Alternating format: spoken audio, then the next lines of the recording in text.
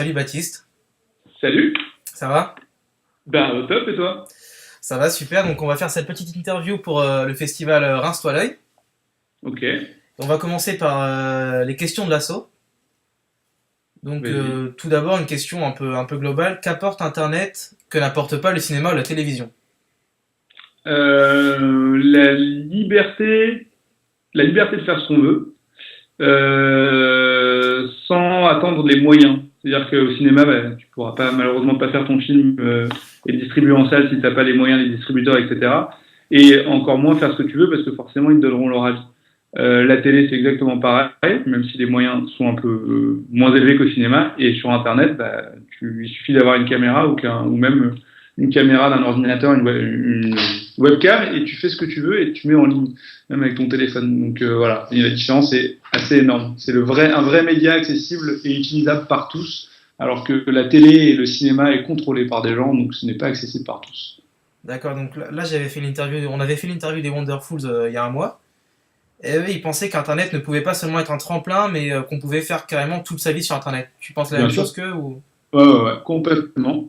Après, il y a moi, ça va faire 6 ans que je suis sur le truc et ça va à une vitesse incroyable. La qualité des vidéos, nous, quand on commençait 10 minutes à perdre, c'était une vieille caméra semi-automatique, il n'y avait pas de son, pas de lumière, on avait le son du néon qui grinçait, enfin, on réglait pas les lumières parce on n'était pas pro là-dessus. Et aujourd'hui, au Studio Bagel, Golden Moustache ou même Wonderful, tous ces collectifs, c'est juste incroyable la qualité de réalisation, la qualité d'image qui est vraiment proche du cinéma et des courts-métrages de Nikon Film Festival, etc., où les mecs vont se branler pendant un mois à faire leur truc, alors que nous, on va tourner dans une semaine, la semaine d'après, ça sera en ligne.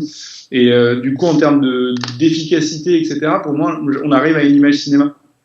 Et donc, du coup, on rivalise parce qu'un jour, un jour, on va en avoir marre de se faire fermer la porte de cinéma, etc. Et donc, on va dire, il n'y a pas de problème, en fait. On va le tourner, le film, puis on va le diffuser sur Internet. Et parce que les gens, aujourd'hui, vos films, ils vont plus les voir en salle, ils vont aussi les regarder. Alors, évidemment que c'est toujours mieux en salle parce que tu as des installations, tu as une ambiance, etc. Mais la réalité, c'est que les gens, ne serait-ce que déjà pour les séries, ils les regardent plus à la télévision. Sinon, on leur donne plus un rendez-vous, ils les regardent directement sur leur ordinateur avec tous les trucs où on peut télécharger des séries dans tous les sens, quoi. Donc le cinéma va peut-être y venir aussi, quoi. D'accord. Voilà. Et justement, en parlant de cinéma, quel est ton dernier coup de cœur cinéma? Mon dernier coup de cœur cinéma, c'est une bonne question. Merde, qu'est-ce que j'ai été voir au cinéma dernièrement? Ah, c'est une bonne question. Ah, j'aime pas ça. J'ai des films que j'ai vus, mais du coup à la télé, donc du coup c'est, enfin, sur mon ordi, mais c'était pas. Euh, Si c'est Allez, pas un film récent, c'est pas encore grave, Man c'est 2. un dernier coup de cœur, quoi. Encore Man 2. Encore Man 2? Ouais, avec Will Ferrell, qui est du génie et tout, mais qui a pas été diffusé en France parce que comme c'est du Will Ferrell, ça ne marche pas en France, l'humour américain, donc ce n'est pas diffusé. Voilà. D'accord, encore Man 2. Super. Et justement, alors là c'est une actualité qui est devenue un peu moins récente, mais Hollywood a été victime d'un piratage massif Ouais. par des hackers. On leur a piraté beaucoup de leurs informations, certains films. Si toi tu avais le pouvoir d'hacker une boîte de production et d'interdire un film, une honte du cinéma pour toi, lequel ça aurait été? Toutes générations confondues. Pour moi, il y a zéro honte de cinéma. Enfin, si, il y a des hontes du cinéma, mais il y a à boire et à manger pour tous, comme pour tout le monde, comme sur Internet. Moi, je pense pour certaines personnes, on est la honte d'Internet, et pour d'autres, ils nous adorent. Et donc, du coup, je n'ai pas la prétention de me juger, de dire, ça, faut pas que ça sorte, etc. Après, c'est plus un débat global, mais pareil, c'est des goûts, quoi. Mais c'est ce que devient le cinéma français avec qu'est-ce qu'on a fait au bon Dieu, Amour sur place sont importés, des trucs comme ça, où le scénario d'une pauvreté, d'une facilité en termes d'humour, de tout, et de voir que ça cartonne, moi ça me fait juste mal au cœur, parce que c'est pas mon humour.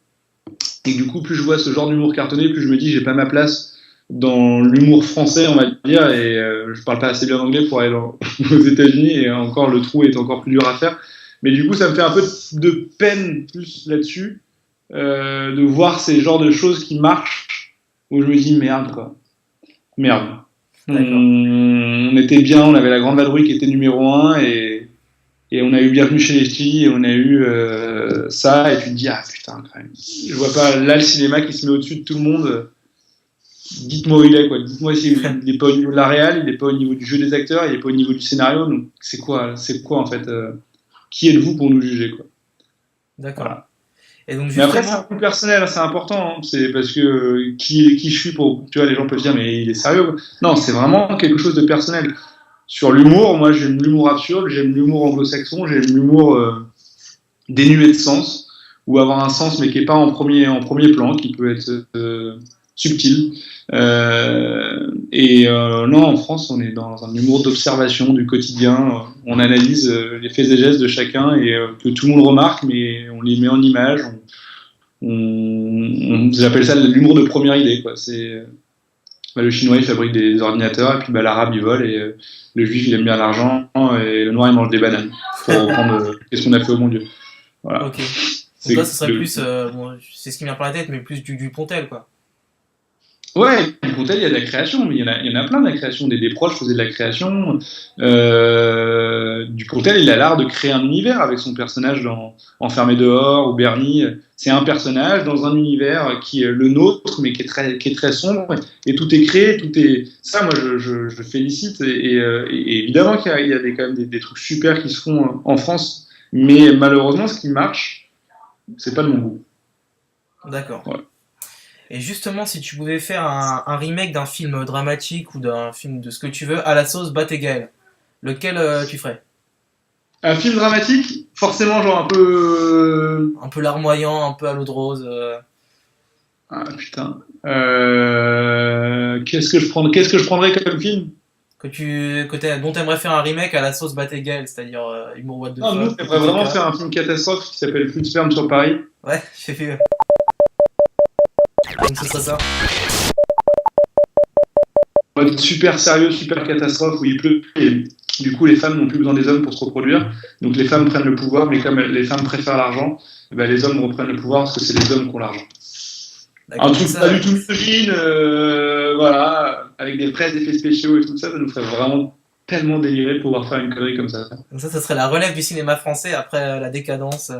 Exactement. Non mais attends, aussi il faut savoir aussi que c'est que dans le cinéma français, je voyais Cadmerade d'ailleurs 20 ans la dernière fois qui disait ça, c'est que il n'y a jamais des humoristes qui ont été récompensés avec des prix du cinéma pour une comédie. Donc c'est toujours été des humoristes qui ont été récompensés, mais dans un rôle où on les attendait pas, un rôle dramatique, un truc comme ça. Donc l'humour, attention, c'est pas, je crois que c'est le cinéma, c'est ce qui marche le mieux en France, les comédies, mais c'est ce qui est le moins récompensé, bizarrement. C'est un peu là où tu vois qu'il y a un petit souci dans le cinéma français, que c'est un peu un truc de faux cul. Faut que je suis d'accord. Et comment s'appellerait selon toi le meilleur film du monde? Bah, peut-être Pluie de sperme sur Paris du coup. Sperme sur Paris, moi j'aime bien. Si un jour je vois une affiche comme ça, plus de sperme sur Paris, ça me va, mais vraiment quoi. D'accord. C'est le mot plus sperme et Paris, bon, qu'est-ce que tu veux. Ouais. Ok, bon, j'espère que ça se fera alors. Si tu devais résumer l'aventure Bat et Gaël par un titre de film. Ah putain, tout est axé sur les films. Ah bah c'est un Enfin, festival titre de de cinéma. film. Un film qui existe du coup. Ouais. À part Pluie de sperme sur Paris, parce que Brokeback Mountain peut-être.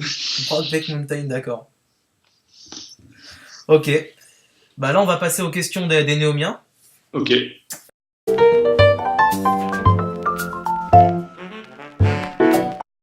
Pour bercer tes futurs enfants, si t'en as, Ouais. serais-tu plus Cœur de l'armée rouge ou Marche prussienne? Oh, marche prussienne. D'accord. Alors, même genre de question, c'est Paul Kane, c'est plutôt Jean-Claude Van Damme ou Dalai Lama? Voilà, Jean-Claude Van Damme. Je pense Pourquoi? que je me marrais plus avec le Dalai Lama, qui doit être très cool, très intéressant et apporter plein de culture, mais j'ai envie de me marrer avec quelqu'un, donc Jean-Claude Van Damme. Dalai Lama a pas fait de film avec Stallone, donc c'est un peu Oh. moins cool. Et alors, à mon avis, ça c'est une petite galère, c'est Clément qui te pose ça, c'est vous prenez des stagiaires chez Bat et Gaël. Ben, malheureusement, non. Enfin, ça arrive des gens qui sont en école de cinéma, etc. Parce qu'en fait, c'est Studio Bagel maintenant qui produit nos vidéos. Il produit plein d'autres vidéos. Donc, c'est Canal Plus qui nous finance. C'est Studio Bagel qui fait la prod exé, comme on dit, production exécutive. Et donc, du coup, c'est eux qui gèrent tout ça. Nous, en fait, avant, on faisait tout avec du minute à perdre.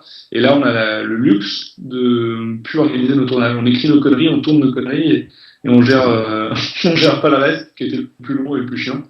Donc c'est vraiment cool. Mais donc du coup, ça arrive ouais, qu'on ait besoin de stagiaires de temps en temps, mais c'est à Studio Bagel qu'il faut s'adresser. D'accord, bah, je lui dirai.